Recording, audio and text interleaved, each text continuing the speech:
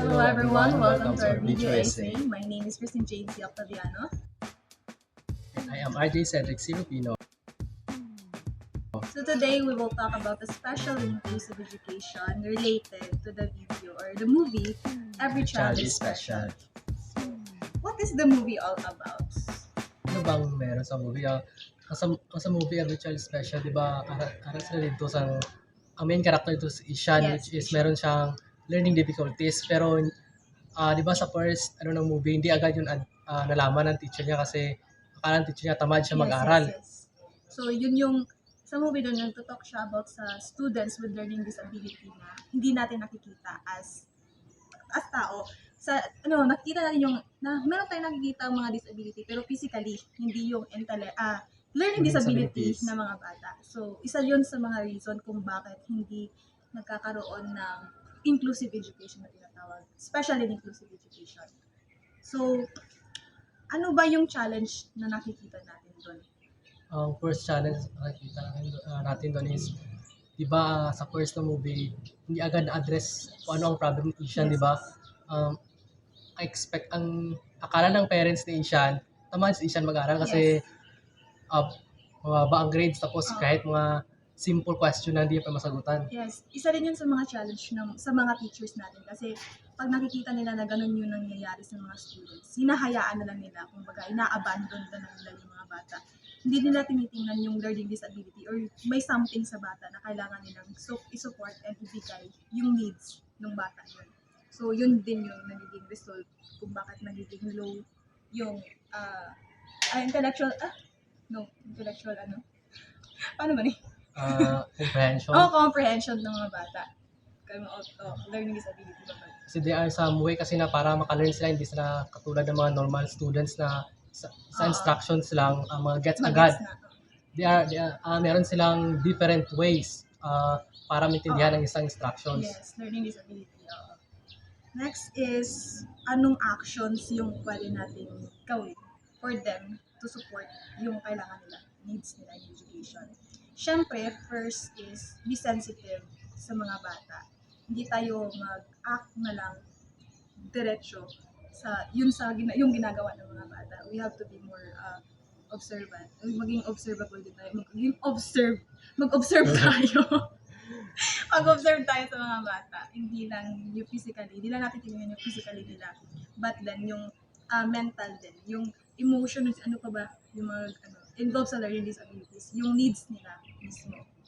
Pero minsan kasi hindi rin ma-address ng teacher yung disability ng bata kasi mismo sa pamilya is parang ayaw tanggapin ng pamilya, ayaw i-address ng pamilya na ganito may learning difficulties ang anak mo. Minsan yung mga parents galit kapag sinabihan mo may learning disabilities ang anak nila kasi hindi ganyan ang anak ko. Normal ang anak ko. Normal na ako. Yes, normal. Normal yung anak ko. Hindi yan ganyan. So, lisod na very, difficult po sa as parent nga tanggapon na ingato ilang child. So, lain dyan siya. And mostly sa mga parents kung mabal ang anak na is may learning disabilities, wala na ginasend sa school, isolate na lang, Yes, isolation. Palayo sa ibang gina-treat nila ilang anak na different from others na hindi siya nabilong. Which is among tong very lain dyan. Di mo siya matawag na inclusive education kay i-isolate yung mga bata, which is dapat freedom niya nga makatuon. So, very wrong. Very wrong. Very wrong. So, ang say benefits, So, syempre, di lang tong students ang maka-benefits but tanan na sa society. Sa tanan na. So, in general, maka-benefit sila. It is easy for them na ma-understand na nung ingat na man siya, or nga naman ang isa ka-children, or nga na isa ka-child in learning, and nga nung ingat naman yung learning and behavior, na different siya sa ibang student o sa ibang bata, the way sila mag-behave and mag-learn. So, ma-understand mo nga nung ingat ng behavior and learning different. Nga nung different mo sila. Nga nung different mo sila. And then, benefit siguro is malesen siguro yung mga bata na hindi nakapag-aral because may learning disability sila, di ba? Magpo-promote nito yung equality sa tanan, sa lahat ng mga bata. So, it's either special man, physically disabled man ka or intellectually na maka-intellectual disability and learning disability kanang naamoy fair treatment sa isa ka school, sa isa ka classroom environment. So, nagapromote ang fairness, acceptance, and syempre, equity, equality sa tanan. Sa lahat. Wait lang. Ano pa idagdag? Like, Ishan is an example. Ag-show man dito, di ba, sa picture na itong si Teacher Ram. Si Teacher Ram. I-show niya dito nga dapat you have to pay attention sa mga students na inato. Mas mag-focus gani ka dito sa ila kasi datong mas importante ni mga tutukan kasi datong dapat mo tubuan. Kasi datong may learning disabilities na kailangan jud mo Need sila sa Oo. attention. Oo, sila tong mas need og attention. Mo ganin na ingato sila kay nagalis sila ang learning disability nasa different way of learning. So you have to explore. Dapat mag-set ka og mga strategies na pwede nimong gamiton in order for them to learn. Gipagawa siya siyang teacher. Nakita sa mga siyang teacher na abis sa mga teacher is hindi na tumasolusyonan ang problema ni Ishan, hindi na siya makalearn. Gipadala siya mga teacher sa iba na Sa boarding school. Oo, gipa siya.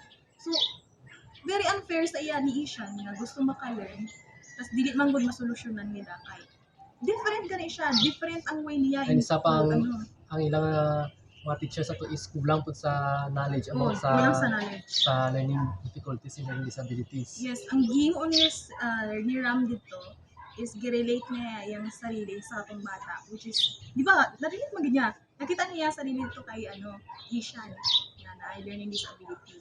So, nangita siya mga strategies in order nga ni Ishan, maging siya, magkaroon siya relationship with Ram. Nag-create siya relationship with Ram para ma-express po ni Ram, ma-express ni Ishan kung unsa tong kailangan niya para maka-learn siya. Kasi need Ishan sa to sa makaintindi sa iya. Kay sa ilang balay, di ba, ang parents niya, di ba, parents ng lalaki is, yung mga teachers, kailan di ba siya maintindihan? O dyan, gi-compare pa dyan siyang parents. Sa iyang kuya. Oo, kay naka-achieve man og mga better academic performance yung kuya, mas man. Tapos gi-compare siya dito. So, sakit po sa bata, nga ingatan, i-compare siya without knowing na kailangan po niya needs. Wala nahatag sa school, sa environment. So, bias siya. Ikaw, gusto niyo mag-learn. Pero ginapasagdaanon kasi yung mga teacher, ikaw nga kailangan ni mag-learning, gipasagdaanon kasi yung mga teacher kay di na makatuon, sagdaanan na nato na kay kasi matunan na nga, sige naman naging ang graduan, same nagyapon sa iyang grado sa dati. Wala improvement ang iyang. Wala improvement. Tapos wala nila mas ginadig deeper para ma-solve tong solution. Ay, para ma-solve tong problem. Ay, Ishan. Tama to.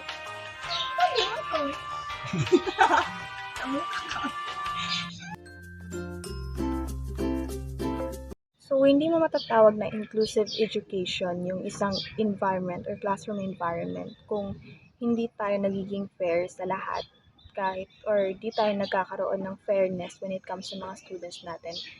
We should be more sensitive of observing them kasi although physically okay sila, there are part of them na nahihirapan sila intellectually or meron nagkakaroon sila ng learning disabilities like Ishan.